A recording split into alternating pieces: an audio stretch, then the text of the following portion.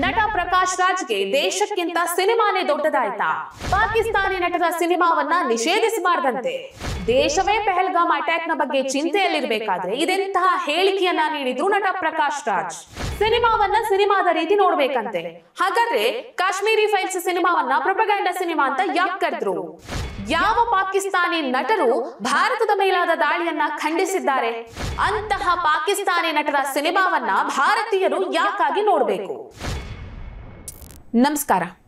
ನಟ ಪ್ರಕಾಶ್ ರಾಜ್ ಅವರಿಗೆ ದೇಶಕ್ಕಿಂತ ಸಿನಿಮಾನೇ ಹೆಚ್ಚಾಯ್ತಾ?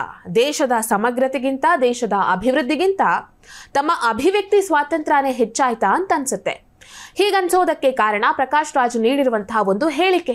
ಪಾಕಿಸ್ತಾನದ ನಟರ ಸಿನಿಮಾವನ್ನ ನಿಷೇಧಿಸಬಾರದು ಅಂತ ಪ್ರಕಾಶ್ ರಾಜ್ ಅವರು ಒಂದು ಹೇಳಿಕೆಯನ್ನ ನೀಡಿದ್ದಾರೆ.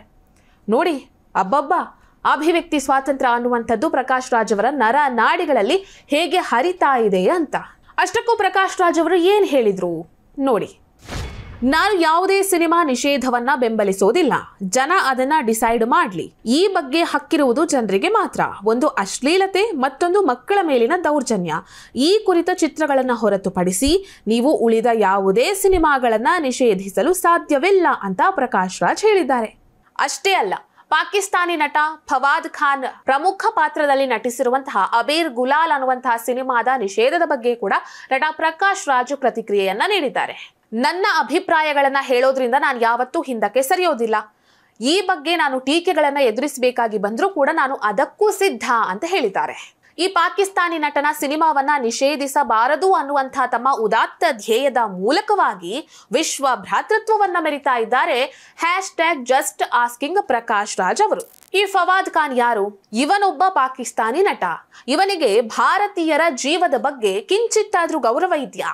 ಪಹಲ್ಗಾಮ್ ಘಟನೆಯ ಬಳಿ ಏನೋ ಕಾಟಾಚಾರಕ್ಕೋಸ್ಕರ ಈ ನಟ ಒಂದು ಪೋಸ್ಟ್ ಅನ್ನ ಹಾಕಿದ್ದಾನೆ. ಆ ಪೋಸ್ಟ್ ನಲ್ಲಿ ಮಡಿದ ಜೀವಗಳಿಗೆ ಶಾಂತಿ ಸಿಗ್ಲಿ, ಅವರ ಫ್ಯಾಮಿಲಿಯವರಿಗೆ ದುಃಖವನ್ನ ಸಹಿಸುವಂತ ಶಕ್ತಿ ಸಿಗ್ಲಿ ಅಂತ ಕಾಟಾಚಾರಕ್ಕೆ ಏನೋ ಒಂದು ಪೋಸ್ಟ್ ಅನ್ನ ಹಾಕಿದ್ದಾನೆ. ಆದರೆ ಉಗ್ರರ ನೀಚ ಕೃತ್ಯವನ್ನ ಈತ ಖಂಡಿಸಿಲ್ಲ. ಇಂಥವರ ಸಿನಿಮಾವನ್ನ ಭಾರತದಲ್ಲಿ ಭಾರತೀಯರು ಯಾಕಾಗಿ ನೋಡಬೇಕು? ಈ ಪ್ರಕಾಶ್ ರಾಜ್ ಅವರು ಈಗ ಬಂದ್ಬಿಟ್ಟು ಭಾರತದಲ್ಲಿ ಯಾವುದೇ ಸಿನಿಮಾವನ್ನ ನಿಷೇಧಿಸಬಾರದು ಅಂತ ಹೇಳ್ತಾ ಇದ್ದಾರಲ್ವಾ, ಅದರ ಜೊತೆಗೆ ಸಿನಿಮಾವನ್ನ ಸಿನಿಮಾದ ರೀತಿ ನೋಡ್ಬೇಕು ಅಂತ ಹೇಳ್ತಾ ಇದ್ದಾರಲ್ವಾ, ಇದೇ ಪ್ರಕಾಶ್ ರಾಜ್ ಅವರು ಕಾಶ್ಮೀರಿ ಫೈಲ್ಸ್ ಸಿನಿಮಾ ಬಂದಾಗ ಆ ಸಿನಿಮಾವನ್ನ ಯಾಕೆ ಸಿನಿಮಾದ ರೀತಿ ನೋಡ್ಲಿಲ್ಲ?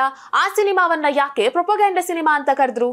ಈಗ ಸಿನಿಮಾದ ಬಗ್ಗೆ ಇವರಿಗಿರುವಂತಹ ಪ್ರೀತಿ, ವಿಶ್ವಾಸ, ಗೌರವ, ಸಿನಿಮಾದ ಬಗ್ಗೆ ಇರುವಂತಹ ಬುದ್ಧಿ ಆಗ ಎಲ್ಲಿಗೆ ಹೋಗಿತ್ತು?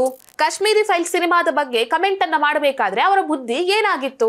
ಇಂಥ ಬೂಟಾಟಿಕೆಯನ್ನ ಬಿಟ್ಟು ಸಿನಿಮಾಗಿಂತ ದೇಶ ಮೊದಲು ಅನ್ನುವಂಥದ್ದನ್ನ ಪ್ರಕಾಶ್ ರಾಜ್ ಅವರು ಅರ್ಥ ಮಾಡ್ಕೊಳ್ಬೇಕಾಗಿದೆ. ಪಾಕಿಸ್ತಾನದ ಯಾವ ನಟ ನಟಿಯರು ಭಾರತದ ಮೇಲಾದಂತಹ ದಾಳಿಯನ್ನ ಖಂಡಿಸಿದ್ದಾರೆ? ಮುಂಬೈ ದಾಳಿ ಆಗಿರಬಹುದು, ಈಗ ನಡೆದಿರುವಂತಹ ಪಹಲ್ಗಾಮ್ ಅಟ್ಯಾಕ್ ಆಗಿರಬಹುದು. ಯಾವ ಅಟ್ಯಾಕ್ ಅನ್ನು ಪಾಕಿಸ್ತಾನದ ನಟರು ಖಂಡಿಸಿದ್ದಾರೆ? ಯಾರು ಖಂಡಿಸಿಲ್ಲ. ಯಾವ ದಾಳಿಯನ್ನು ಖಂಡಿಸಿಲ್ಲ. ಹಾಗಂದ ಮೇಲೆ ಅಂತಹ ನಟರ, ಅಂತಹ ಮನಸ್ಥಿತಿ ಉಳ್ಳಂತಹ ನಟ ನಟಿಯರ ಸಿನಿಮಾವನ್ನ ಭಾರತೀಯರು ಯಾಕಾಗಿ ನೋಡಬೇಕು? ಪ್ರಕಾಶ್ ರಾಜ್ ಅವರಂತ ಮನಸ್ಥಿತಿಯನ್ನ ಹೊಂದಿರುವವರು ನಮ್ಮ ದೇಶದಲ್ಲಿ ಅನೇಕರಿದ್ದಾರೆ. ನೀವೆಲ್ಲರೂ ಕೂಡ ಎಲ್ಲದಕ್ಕಿಂತ ಮೊದಲು ನಮ್ಮ ದೇಶ ಅನ್ನುವಂತಹ ಭಾವನೆಯನ್ನ ಬೆಳೆಸ್ಕೊಳ್ಬೇಕಾಗಿದೆ. ಬಾಲಾಕೋಟ್ನಲ್ಲಿ ದಾಳಿ ಆದಾಗ ಸಾಕ್ಷಿ ಕೊಡಿ ಅಂತ ಹೇಳೋದು, ಪಹಲ್ಗಾಮ್ನಲ್ಲಿ ದಾಳಿ ಆದಾಗ ಮೋದಿ ಈ ದಾಳಿ ಬಗ್ಗೆ ಏನೇನೂ ಮಾಡ್ಲಿಲ್ಲ ಅಂತ ಹೇಳೋದು. ನಿಮ್ಮಂಥವರು ಈ ದೇಶದ ಭಾವನೆಯನ್ನ, ಜನರ ಭಾವನೆಯನ್ನ ಅರ್ಥ ಮಾಡ್ಕೊಳ್ಳೋದಾದ್ರೂ ಯಾವಾಗ? ಪ್ರಕಾಶ್ ರಾಜ್ ಅವರೇ, ನೀವು ನಿಮ್ಮ ಮಾತುಗಳನ್ನ ಇದೇ ರೀತಿ ಮುಂದುವರಿಸ್ತಾ ಇದ್ರೆ ಮುಂದೊಂದು ದಿನ ನೀವು ಅಪ್ರಸ್ತುತ ಆಗ್ತೀರಾ ಅನ್ನೋದನ್ನ ಮರಿಬೇಡಿ. ಈ ವಿಡಿಯೋ ನಿಮ್ಗೆ ಇಷ್ಟ ಆಗಿದ್ದಲ್ಲಿ ಲೈಕ್ ಮಾಡಿ, ಶೇರ್ ಮಾಡಿ, ಕಮೆಂಟ್ ಮಾಡಿ. ನೀವಿನ್ನೂ ನಮ್ಮ ಹೊಸದಿಗಂತ ಡಿಜಿಟಲ್ ಚಾನೆಲ್ ಅನ್ನ ಸಬ್ಸ್ಕ್ರೈಬ್ ಮಾಡಲಿಲ್ಲ ಅಂದ್ರೆ ದಯವಿಟ್ಟು ಸಬ್ಸ್ಕ್ರೈಬ್ ಮಾಡಿ. ಹೆಚ್ಚಿನ ಮಾಹಿತಿಗಾಗಿ ಪಕ್ಕದಲ್ಲಿ ಇರುವಂತಹ ಬೆಲ್ ಐಕನ್ ಅನ್ನ ಪ್ರೆಸ್ ಮಾಡಿ.